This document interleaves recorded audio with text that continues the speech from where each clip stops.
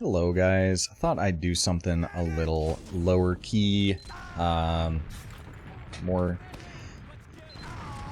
honestly, derivative, I guess, because I want to talk about, and can I pull this up? I don't think I can at the moment. I want to talk about the class lineup and how they get categorized, because of course, you know, the classes get categorized in offense, defense, and support. And I figure, why not, you know, talk about that and sort of talk about how accurate those are. Now, I'm sure I'm not the first person to cover this kind of topic, but I figure I can approach it from that Six's competitive spin and sort of approach the classes as they're played in a competitive setting. So yeah, let's just dive right into it. And the first class is Scout, which is categorized as an offense class. And this is actually pretty accurate. Now, of course, with all the Six's classes, we're going to touch on this, but they are all fantastic at offense and defense. So there's inherently going to be some disconnect there.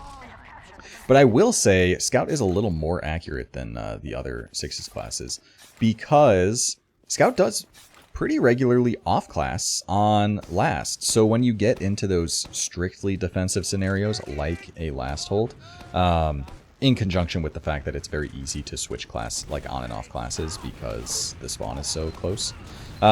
So in a situation like that, yeah, Scouts are typically the first two off-class, because of course Scouts are mostly geared towards offensive play. They are fast. So as a result, you know, you want a pocket scout involved in Ubers, of course.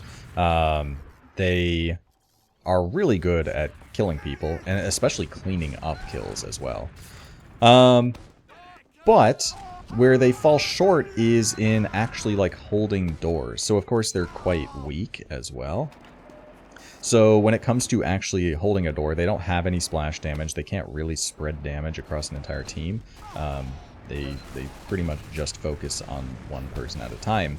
So as a result, when it comes to defensive situations, you know, your spam classes are the ones that are holding the doors and actually preventing the other team from taking space and walking at you. Those being, of course, the soldier and the demo. That being said, Scout still has really, really strong defensive utility in a couple of ways. So first and foremost, Scouts are the primary tool against bombing soldiers, and the scattergun is the most reliable way that pretty much anyone in Sixes has of denying soldier bombs. And they do this by, you know, physically denying the soldier by damaging them, knocking them back with the damage, and preventing that soldier from landing on the medic, right? So as a result, Scouts are very valuable defensively, and if you don't have any Scouts at all, then you are very vulnerable to soldier bombs. And also Scouts are very useful defensively for just leashing medics across the map. If you're in a disadvantageous situation and the other team's chasing you down, you would, much rather have a Scout with your medic than almost any other class, because your Scout can give your medic scout speed, and you can get out of there way faster. So of course there is plenty of defensive utility in Scout, but honestly, Scout being categorized as an offensive class is, I think, pretty apt, and it was actually correct. So next we have Soldier. And Soldier, of course, is also categorized as an offensive class. And again, this in many ways is quite accurate. You know, I was talking about bombs earlier and how the primary way that bombs get denied is with Scouts. But bombing is maybe one of the most aggressive things that teams will do in Sixes. It is because when you bomb, not only are you going insanely fast and oftentimes like insanely high above the ground, but there's also so much threat associated with it. Because if a bombing soldier decides to just land on a player, unless that player is like a heavy or something, then this soldier is just threatening to kill them. Sometimes by the time they hit the ground. So there is so much threat to a bombing soldier. And as a result, it's no surprise that, you know, in stalemates, when a team is trying to force the enemy medic with a sack, or if a team is trying to push through a choke point and wants someone to, quote-unquote, make space by forcing the other teams to, or other players to back up, so that spam is not so bad, it's no surprise that these are done with soldier bombs, right? Just very explosive in both a literal and metaphorical sense. And yeah, just a very, very valuable, extremely offensive tool that teams have. So in some respects, bombing soldiers are very, very offensive. However, unlike in the case of scouts, soldiers have very, very strong defensive capabilities because, of course, soldier rockets do splash damage. And as a result, like, Splash is just so much better at holding choke points than Hitscan is. I suppose, you know, Splash, Hitscan are not the distinction. It would be projectile Hitscan, but, you know, Hitscan weapons don't have splash damage. So, yeah, your splash damage with rockets is really, really good at spreading damage on players, you know, trying to get through doors and take space. And that's extremely valuable as a defensive asset. One such example that's super important to have your soldiers alive, if you can afford it, is when holding last, right? Because when you're in a last hold situation, and it's even Ubers, the other team is going to want to pressure doors, they're going to want to potentially take space, they're going to want to sack. If you have a sentry gun, which you should, they're going to want to spam that down. And usually every hold takes into account the different doors, and, you know, certain doors are designated as like a default demo door versus roamer versus pocket soldier. And when the other team tries to pressure, they try to abuse this and spam someone off of their door and then maybe take space through it. So there's kind of a delicate balance in a dance between the team pressuring and attacking forward and the team that is defending and trying to deny the pressure on last, between all the explosives and them coordinating doors, rotating their spam, such that the last is still held, and, you know, the other team, when they do send their sack, if they do, it's as unsuccessful as possible. So soldiers are extremely important defensively, especially in like an even Uber's last situation. And yeah, they just are a very strong defensive class. Now, of course, I think overall I would still consider soldier more of an offensive threat than a defensive. It's kind of hard to say, just because, you know, soldier bombs are a lot of the time the lifeblood and the first line of assault when a team is trying to have some attacking idea, right? So yeah, overall I think offense being the category for soldier is pretty accurate, but of course there's more to the story. Yeah, next we have the final offense class, which is Pyro. And Pyro is very different. You usually see Pyro in extremely defensive situations. Unless someone is like deliberately playing Pyro off of last, which does happen. You know, the main area that you see a Pyro is on last, and on disad last. So when you're expecting an Uber, then a lot of the time, you know, map dependent, so think your metalworks, in some cases your gully washes, you have a Pyro because of the air blast utility, pretty much exclusively, as a means to either juggle the Uber or reflect spam away from the disad sentry gun, or some combination thereof. So as a result, Pyro is a extremely defensive class. And for that matter, even in the cases where you see Pyro off of last, it's still oftentimes used because of the strong defensive capabilities, that being being able to like deny soldier bombs with air blast. Because not only is there potential to physically deny the soldier with the air blast, but being able to reflect the rockets so that they literally can't damage your medic is extremely valuable, right? That being said, full-time Pyro, very rare to see. A lot of the time, more so when people are less serious about things, but still, even then it's often utilized for its defensive capabilities. That doesn't mean Pyro is strictly gimped offensively, and actually like flare spam and just being able to rack up afterburn during a long fight is pretty potent, all things considered.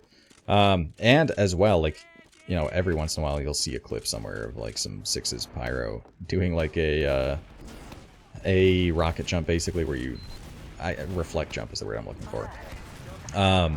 And when a Pyro is able to close the gap, like, yeah, it's a powerful offensive tool. And for that matter as well, Pyro, like, you'll see a Pyro on last in even Uber situations, not that uncommonly.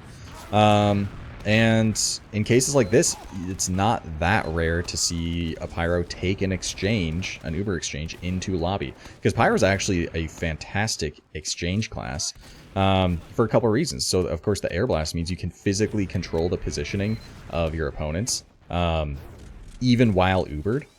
So if your Uber is much better, for instance, you can theoretically Air Blast their medic deeper into your territory so that when the Uber ends, he's just caught and dead, right? But also, like, the flames go through players, so you can force a lot of flashes as a result. So there's definitely some offensive utility for Pyro, but by and large, Pyro is used almost exclusively for just the sheer defensive prowess the class has in either reflecting spam away from a sentry gun or preventing an Ubered team from getting through a doorway. Okay, next let's talk about Demo is the next class in the lineup, I believe. Now, of course, Demo is listed as a defensive class, and this makes a lot of sense because Demo is basically the best class at controlling space in the entire game. You can maybe make the case for like a level 3 sentry gun, but a lot of the time I would prefer to have a Demo. Actually, I think almost every time I'd prefer to have a Demo. Well, I don't know. Sentries have hit scans. There is like some actually unique distinction there. But overall, Demos are extremely valuable defensively, and a lot of the time teams will pressure hard into the other team's territory just off the fact that they have a Demo pick, right? Like, it's that good. Stickies, of course. Stickies and pipes just pose such a problem for a team trying to get through a doorway. You can have traps up as well that are extremely valuable defensively. And, again, we already talked about splash damage being so valuable in holding doorways and just being valuable defensively when it comes to talking about Soldier. And Demo just has more splash damage, right? He has 2 splash damage weapons with just more ammo. So Demo is extremely good at holding space, and this is something that's very valuable defensively. But, as you might expect, this doesn't mean that Demo is a strictly defensive class and is, in fact, extremely valuable offensively as well. It's pretty common for just about every aggressive Uber that a team takes. They include their Demo in it. And this is because Demo is extremely mobile and extremely good at catching players trying to leave doorways, but also just extremely good at dealing a lot of damage. And being able to deal damage is pretty powerful. Because bear in mind that being able to control the enemy team's space is not a strictly defensive asset, right?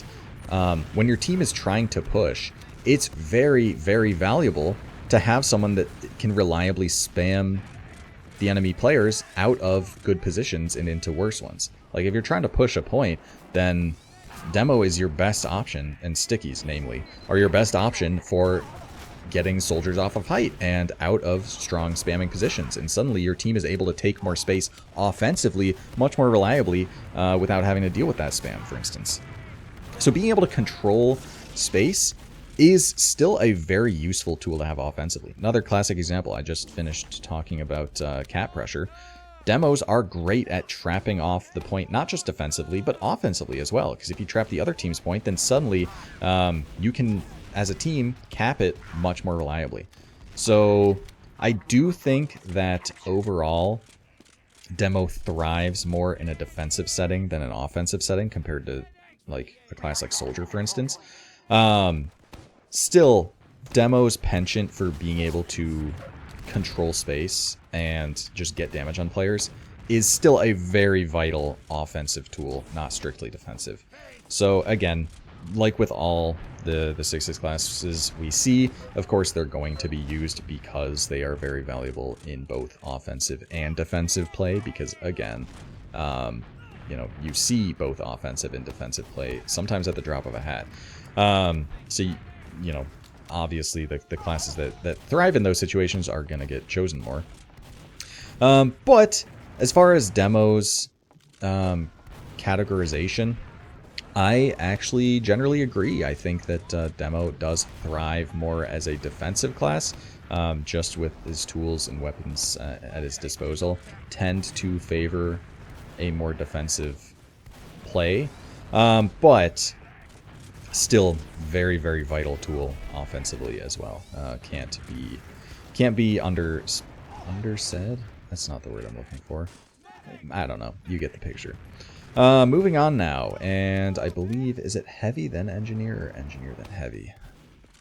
I don't remember. Class 5 is probably heavy, right? Sure is. Yeah, so heavy, very slow, very bulky, and can output a lot of damage. So a kind of setup like that does certainly tend towards defensive play. Yeah, in a 6's setting, you see heavy almost always on last, during a last hold. And this could be in two primary use cases. The first and most common is in disad last, after the sentry gun goes down. You know, your engineer will often just switch to heavy. And heavy serves as this kind of late post-uber fight coordination check from the other team.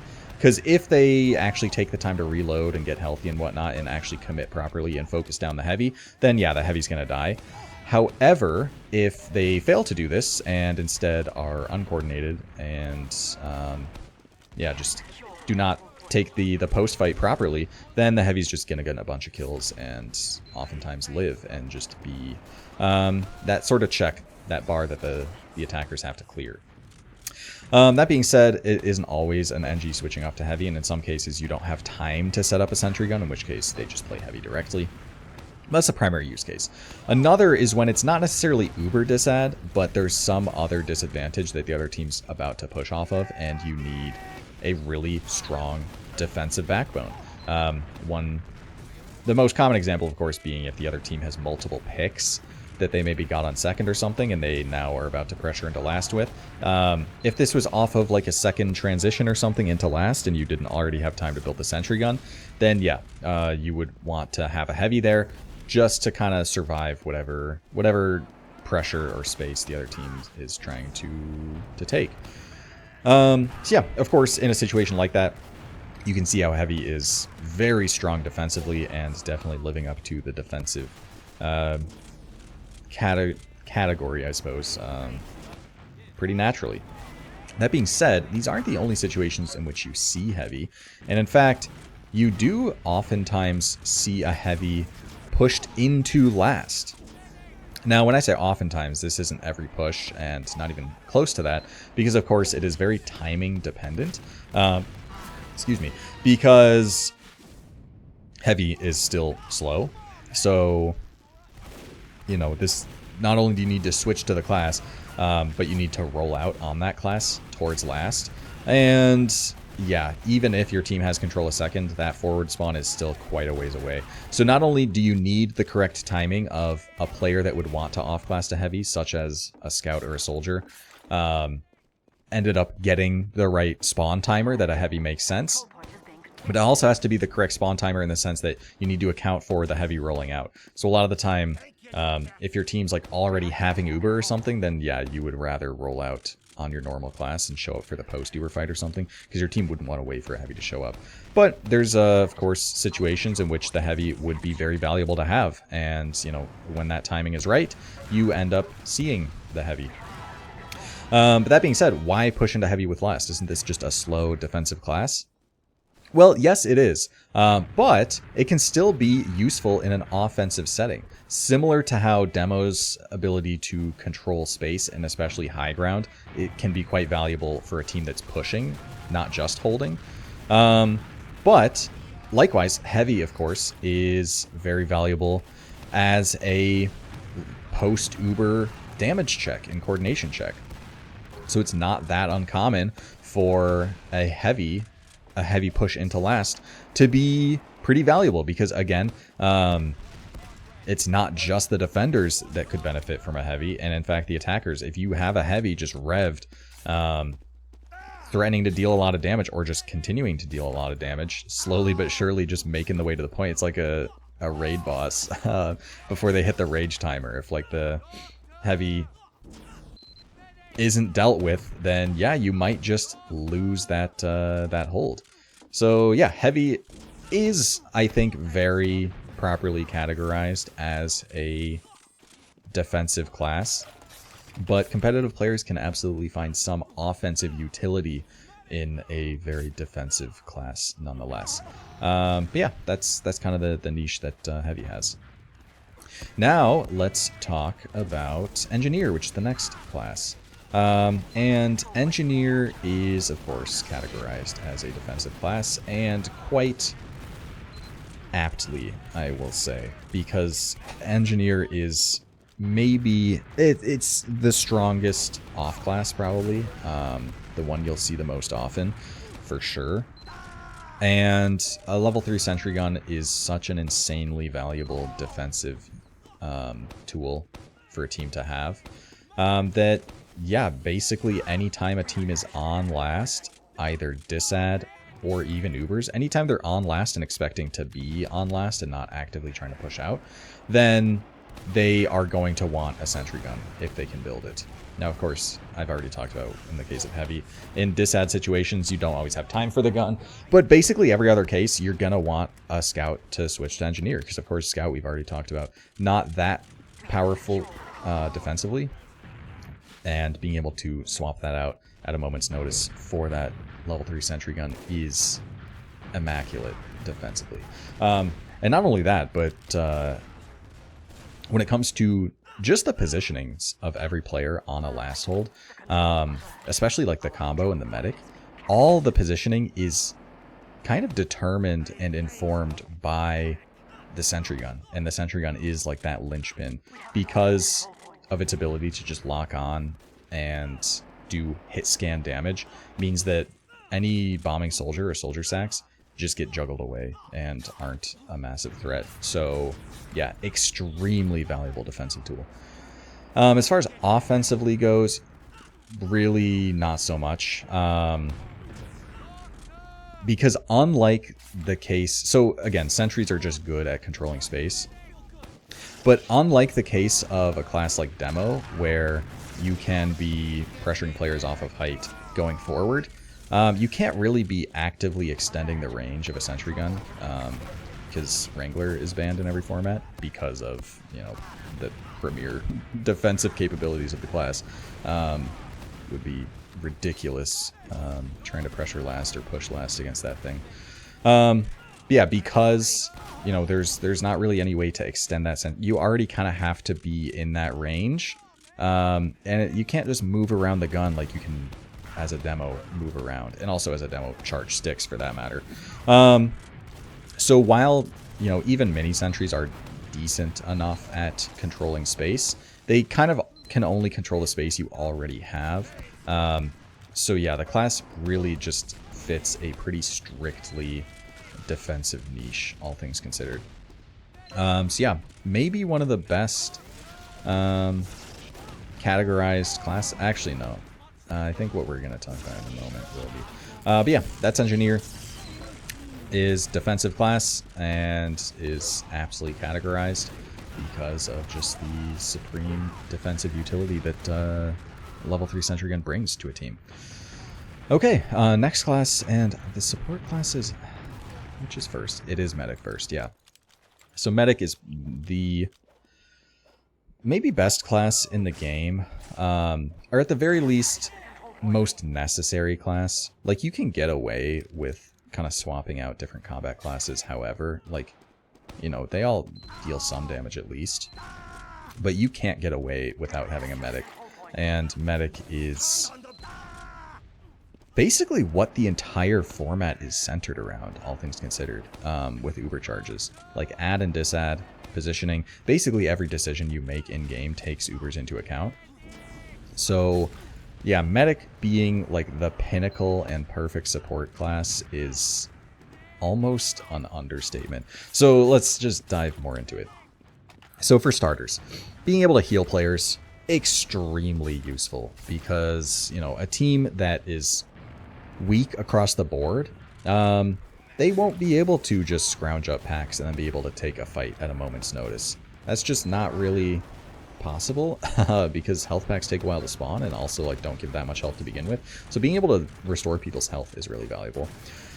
But an extremely underrated aspect of Medic is buffing players. Because a player that's buffed has a huge advantage in a 1v1 over a player that's not buffed. And a lot of the time in a 6's setting, taking 1v1s, if you can afford not to, is kind of risky. Because it can be, in many cases, sort of a coin flip kind of fight. So let's give a concrete example here. It's not uncommon for a Sunshine mid to second even Uber stalemate for the attacking team to take Space Valley, to pressure Valley, and then use that pressure in space to get a scout behind through Valley into lower lobby, right? And then from behind they can do all sorts of things. They could be recommitting, they could do any number of things. But that's a common plan for a team to have. Now that being said, you know, if this team sends their flank scout behind, then, you know, your flank might want to go deal with them, and your flank scout might want to go deal with them. But if your flank scout just goes behind and loses the 1v1, then that's terrible for you guys, because not only is there a player behind you, but now you're down one as well. But if this flank scout gets a buff before going to take that fight, then yeah, it's absolutely like fine doing, because the odds that they win that fight is just way higher. The unbuffed scout would have to diff them so hard just to win that fight in that 1v1. So buffing players, another insanely useful tool to have. Buffed soldiers as well, like notoriously impossible to kill. Buff demos as well are suddenly like, instead of being kind of bomb fodder, can just survive bombs. So yeah, buffing players, immensely useful. Looks like this half ended, so we'll just load up some random demo here. Yeah, so buffing players, insanely useful. Crusader's crossbow, arrowing players. Oh, it is scout. Oh my, this is looking. My scout is bad. So get ready. Yeah, buffing players, incredibly useful. So there's so much utility in being able to buff players. And right, we were talking about the crossbow. So the crossbow is able to just kind of almost full heal a player at range at a moment's notice. And so, of course, basically everything Medic does is support the team when it comes to healing. And we should mention the big elephant in the room, which is Uber charge. Uber is the centralizing mechanic of competitive TF2. Basically any format that has medics, Uber is the centralizing mechanic. So this is not exclusive to 6's. Just invulnerability for any number of players for a set amount of time is so insanely valuable that it is kind of the lifeblood of competitive TF2. And any TF2 format where there's only one medic on each team.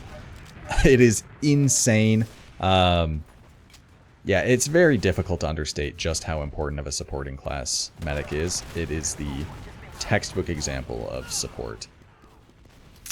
So yeah, I think that's it for medic. We can wrap things up and move on now to sniper, I believe is the next class, right? Go sniper, then spy is the 9th.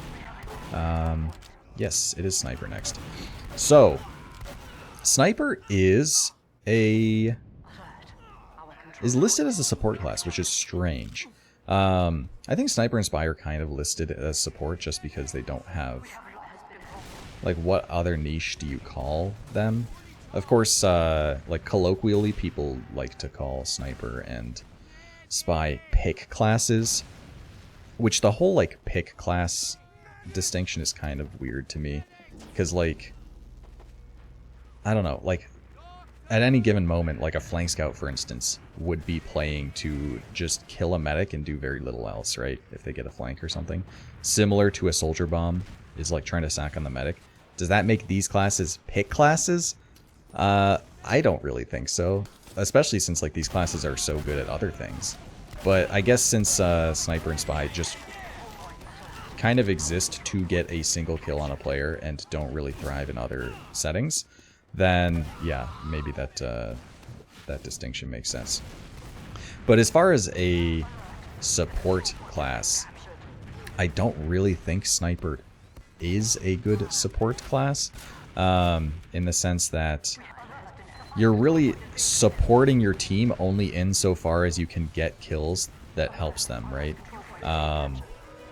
And for that matter, basically anyone could be a support class as long as they're getting kills, right?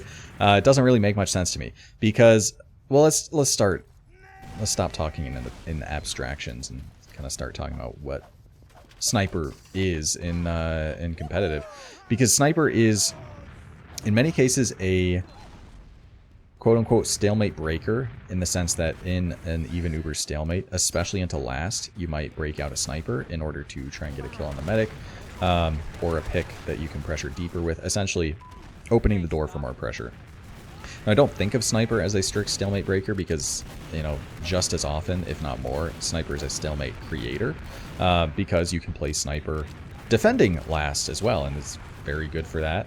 But you can also play Sniper as a disad option. If a team's trying to push with ad, then absolutely a Sniper is a valuable tool to prevent them from being able to dry push through. So Sniper's kind of across the spectrum as far as offense and defense goes. I tend towards assigning Sniper a more defensive role, because while you do see snipers trying to break stalemates offensively, just in the mere action of like having to peek versus a defensive sniper just has to hold an angle. And the fact that, in my opinion, a sniper off of your own last, defending your own last, is far more potent than a sniper pressuring into last. Plus the fact that Sniper has plenty of utility and use in disad, uber disad situations, but very little utility or use in uber ad situations. In fact, if you have ad and you have a sniper, it's seen as more of a liability class that you're stuck on, rather than something that you would actually be using for, oh, look at me switching wrenches, rather than an actual like utility for an offensive team. So yeah, overall, I think if I had to give Sniper, oh, and you can actually see here, my defensive sniper on last kills their offensive sniper. Funny. So yeah, you can kind of see that Sniper, I mean, first and foremost, not a support class. Doesn't really do much to support the team other than get kills, which really any combat class does. Maybe you can make the case of supporting the team by forcing certain enemy positionings. That is true, but also a bit of a stretch in my opinion. Overall, if I had to categorize Sniper, I would absolutely categorize Sniper as a defensive class, because Sniper is used most successfully in defensive situations, and kind of slower situations as well, because of kind of the methodical approach the class has. Yeah, so that's Sniper, and with the last one, we have Spy. Spy is categorized as a support class, which I actually agree with a bit more than I do with Sniper, because Spy has other tools besides a sniper rifle.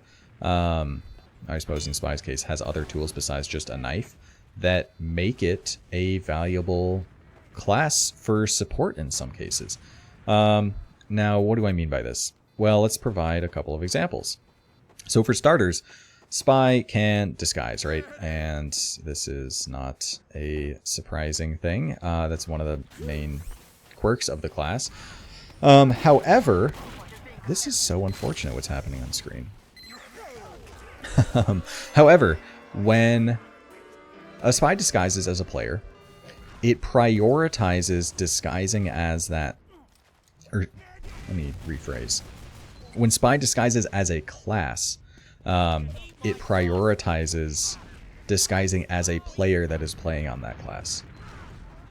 Meaning, if you disguise as a scout, then you're going to disguise as one of the enemy scouts. If you disguise as a medic, you're going to disguise as the enemy medic. Same with the demo. And same with, for example, a sniper.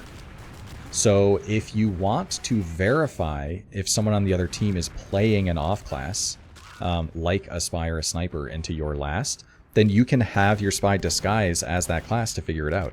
There's a few ways to do so. Obviously, if they have any weapon names or non-stock weapons equipped, or if you have the 3D like loadout view on your HUD, you can see any cosmetics they have. But barring all of that, if they're just running stock sniper, oh, and look at this, it's almost like I knew a little bit of, and you can see I'm redisguising because if they don't have any cosmetics, any unlockable weapons, none of that, you can still tell just by redisguising multiple times. And if you get the same name every time, then you can kind of suss out that, yeah, they're maybe having a spy.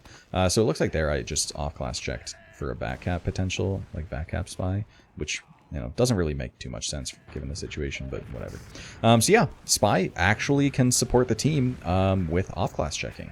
Because, of course, those quote-unquote pick classes, those classes that are trying to get a kill on a medic or something into last and break a stalemate, they are way less successful if you know about them. Like a sniper, you just get to go in your anti-sniper positioning and make it way less effective. Like sniper, usually the first shot is the most dangerous. And then spy, of course, absolutely depends on the other team not being aware. So yeah, off-class checking is a actual support option for a spy. The other supporting option is sapping. Now, of course, in a casual setting, like you can sap the gun and kill the engineer or whatever and then destroy the nest, right? And that's valuable in and of itself. But in a competitive setting, you trading out for the sentry gun and the engineer, that is assuming you even get the engineer, which, again, a lot of competitive players are not going to be getting backstabbed while their gun is sapped or whatever. Point being still, making a play on the engineer and trading out is oftentimes not that valuable, or at the very least, you'd rather be going for other things. Just because, like, you're losing a pick in the process. Sure, you get the gun and it's even Ubers overall, so yeah, your team is likely going to be able to pressure a bit. But it's just overall, like, a pretty low value play that is already, to be clear, low percentage as well, because, you know, the odds of a spy play working and the odds of being able to, like, stab an NG and sap the gun is pretty low. So the risk-reward trade-off is just not really there. That being said, however, sapping the gun still has utility in the fact that, as I mentioned earlier, the gun is so valuable for defending a last that if it's gone, suddenly the team, maybe at a moment's notice, is going to be far more vulnerable to bombs. So the quote-unquote sap and sack, as I call it, where you have a spy sap the gun and then either just immediately start trying to revolver the med or just get any pick anywhere, so that, you know, your spy is more useful than strictly being a sapper. And then during this, a soldier sacks, and then it's just like a standard double sack into last, except in many cases might be more effective because you're disabling that sentry gun during it. So yeah, two examples of spy being a very, very useful support class with a nice little niche. Now, that being said, there are other uses for spy, and kind of the classic use is just trying to get a backstab on a player. And for a case like this, spy, it's strange because spy is in many cases offensive and defensive in this capacity. This is also just some inspired gameplay, not something that your standard Six's engineer would be doing, but oh, do I get a pick? No, I don't. And they found the gun, so it goes down instantly. Whatever, as long as I get it back up on last, then it's fine. Which, it's looking like it might not happen. Anyway, it's a tangent. So yeah, cases in which you would see spy on, and trying to get a stab, is oftentimes disad situations. it's a very nice time to do so. So I guess in that case it is kind of defensive in that regard. But also as a stalemate breaker, just trying to stab a med and even Ubers. That now the latter is definitely harder to pull off. It's more common to see, but harder to pull off just because you know, when things are slow and points aren't changing hands and the other team doesn't really have an objective other than just hold, then yeah, they start to look out more for threats like a spy or something like that. Versus if they're trying to push, then yeah, they might be a little more vulnerable. But if they're trying to push, then it's harder for the spy to get the play because the team is so mobile. And spy is not a particularly fast class, and especially if you're using something like cloak and dagger, then yeah, your range and mobility is quite limited, and it is easy to get stuck behind a team that just keeps advancing, leaving you in the dust. Not to mention the fact that, you know, defensively, especially like off your own last or something, if it's sad, you sometimes see the spy play out of last. It's just so risky.